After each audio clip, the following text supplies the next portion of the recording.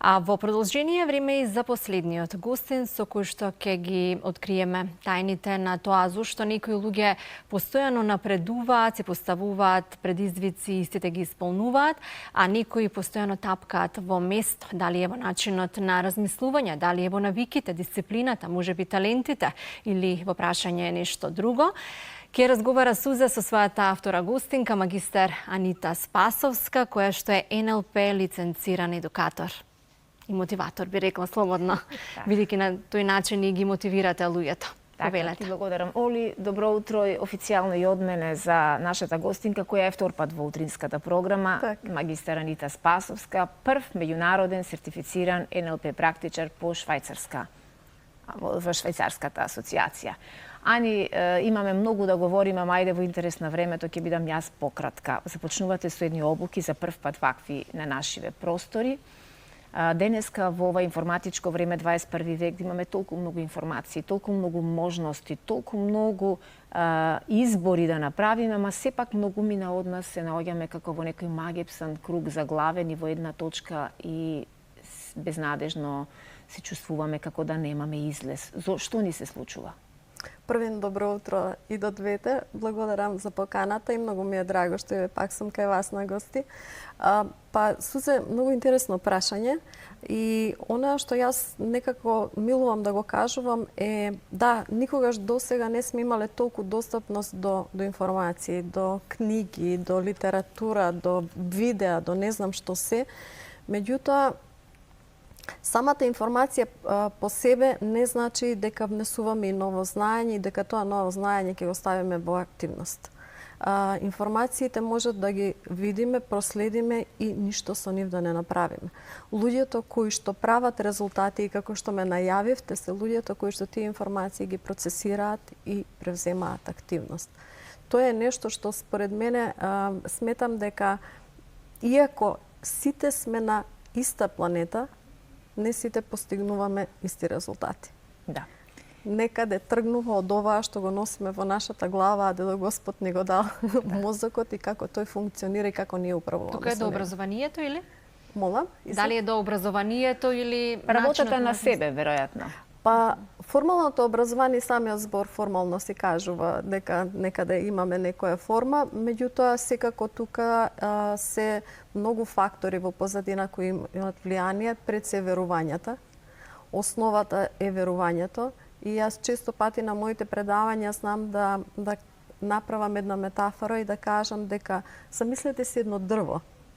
На дрвото плодно дрво, кое што има плодови. Што се плодовите? Тоа е нашата самодоверба, тоа се нашите резултати, нашата комуникација. Меѓутоа, ако ние не сме задоволни од плодовите, што треба да направиме? Да превземеме нешто? Сигурно не да го исечеме дрвото. Дефинитивно да поработиме што всушност се наоѓа во коренот на дрвото. Дали тоа дрво е здраво, ако не сме задоволни од плодот? Коренот се верувањата. Што е онаа што ние веруваме за себе? Што онаа што ние веруваме воопшто генерално, за многу работи, за многу теми во животот. Кога сме кај верувањата, често пати во вашите писања, бидејќи јас сум еден од вашите следбеници, а ве следат многу луѓе на социјалните медиуми, велите дека животот не го создаваат нашите околности, туку го создаваат нашите верувања. Кои се тие ограничувачки, а кои се поддржувачки верувања и колку тие влијаат врз сите наши идни избори, одлуки и се она што правиме? Еден мал вовет, верувањата е неколку пати повторена една мисла. Ние доаѓаме на овој свет без ограничувачки верувања. Еве, пак ќе се навратам на некој пример за да бидам појасна за гледачите. Мало дете, кога ќе му кажеме ние дека нешто не може, тоа не се откажува. Да. Тоа безброј пати ќе направи нешто, дури не стигне до тоа што го посакува. Зашто никој не го ограничил. Затоа што она не знае дека не може. Ама ние во текот на животот првим верувањата ги повлекуваме од нашите родители, кои што не воспитуваат. Влегуваме во нивните матрици, во нивните ограничувања. Тие несвесно на некој начин не пренесуваат некои нивни ограничувачки верувања. Дури имам прочитано една статија дека дете на возраст во период од 1 до 3 години некаде околу 400 пати слуша не и ние тоа во подсвеста влегува. Така. И тие ограничувачки верувања ги добиваме и од некоја авторитативна личност. Некои луѓе кои што ние ги сметаме за авторитет, ги почитуваме. Ги добиваме од некоја емоција која што ни се креирала со нашите врсници кога сме биле или колеги или колешки, како и да е. И си ги прифаќаме како свој, се извинувам. Така. И почнуваме да живееме со нив. И сега, има еден модел на успех, се вика. Почнуваме од верувањето. Ако ние веруваме, ние целиот потенцијал што го имаме или пак го немаме, ако го немаме, ќе најдеме што ни недостасува и ќе бараме вештини, компетенции, знаење, да го вклучиме тој потенцијал.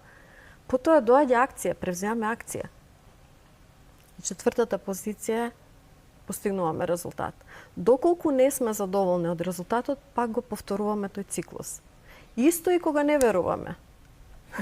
Ако не веруваме и да имаме потенцијал, ние ништо нема да превземеме.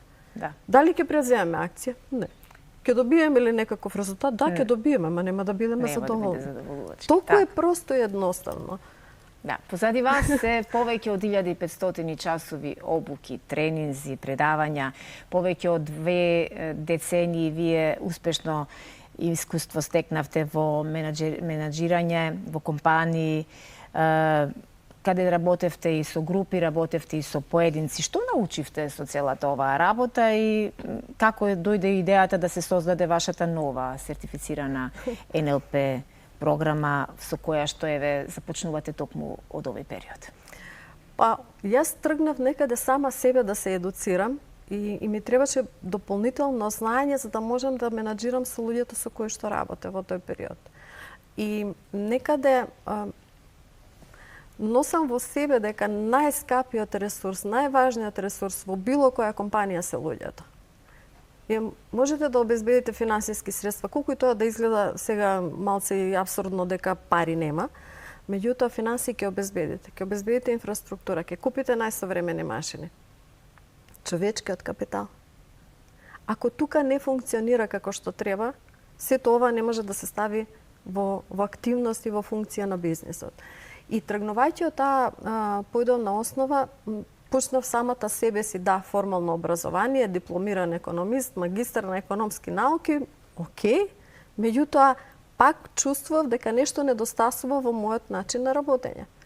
Тука ја пронајдов методологијата за која што не ни сонував дека јас во тој период и ќе станам, после одреден временски период од 10 години и повеќе, дека ќе станам и тренер, дека ќе креирам и своја лична програма, а дополнително на тоа, како изненадување и голем бенефит за мене и самата сум си горда, се роди и авторски модел Вајзер за поставување на цели и реализација на целите. И сега, да се навратам на вашето прашање, генерално гледано, луѓето како луѓе, ние секој еден од нас имаме своји филтри низ кои што ги примаме информациите и како тие филтри ги, како се вели она, ги просејуваат и како секоја една информација различни луѓе различно ја толкуваат, ја перципираат. Како размислува нашиот мозок, начинот на говорењето, кои предикати употребуваме, кои зборови употребуваме. Сето тоа се учи и се изучува за да можеме полесно да комуницираме. Јас се изненадив, истражував, може би грешам, меѓутоа не сум сигурна дека ние имаме некој формален предмет каде што децата ги учиме како да комуницираат. Немаме баш точно таков предмет. За кого се е наменета вашата програма? Пред се за луѓе кои што сакаат да се развиваат, кои што сакаат да бидат подобра личност од денеска што се. Да станат утре. А и компании кои колективно сакаат да работат на свесноста, на капацитетите и на вештините на нивните вработења. Такви компании, верувам, ги има многу. Па има, дефинитивно. Сите компании кои што се во Македонија, првенствено на Запад, овој вид на практика е за сите менаџерски позиции неминовно да поминат ваква едукација за да можат подобро да ги водат тимовите. Обуката е толку универзална да може во било која професија да најде своја примена. Дали дури кај нас овде во медиум. Дали станува збор здравство, дали станува збор образование, дали станува генерално, затоа што сите комуницираме на дневна основа, па и приватно мене лично многу ми помогна во комуникацијата со моите деца. Недоразбирањето во комуникацијата носи до сериозни Да. последици и во семејството, и во една работна атмосфера, каде што многу е важно како комуницираме. Кога започнувате со обуките? Од октомври започнувам со обуките, а веќе во предпродажба и на мојата веб страна можете да погледнат гледачите. Vice.mk може да се види, ги има обуките објавено. Така да ќе ми биде драго на секој еден кој што сака да работи на себе. Ние често пати знаеме да кажеме не можам да го сменам. Не, ние треба да се смениме, ако ние ќе се смениме, по дефолт се менува околу нас многу работи. Не случајно е онаа флоскула, биди промената која сака да ја види светот. Работите и групни во група, ама работите и еден на еден, така нели? Да, почнав со работа еден на еден, со сесии, исто така и со тимови. Покрај оваа методологија генерирам in-house тренинзи во компаниите, зависно од темата која што сакаат. Првен правам диагностика, затоа што комуникација во една во компанија и во друга компанија не е истиот проблем. И на тој начин им помагам на компаниите да бидат уште поуспешни. Чест ми беше што ја представивме вашата долгогодишна работа, посветеност и труд која допрва ќе почне да се споделува помеѓу сите оние кои сакаат да работат на својот растеж, на својот личен раст и развој, и ќе ве следиме, така да верувам дека и ние многу ќе научиме покрај вас. Ви благодарам за гостувањето. Фала ви вас многу за поканата и посакам се најубаво. Честа беше наша. Беше задоволство да ве слушаме и верувам дека ќе помогнеме на многумина кои што сакаат да го променат животот. Обично се вели животот не се менува тогаш кога чекаме, туку кога ќе одлучиме да го превземеме тој чекор, затоа што малите чекори ги прават големите промени.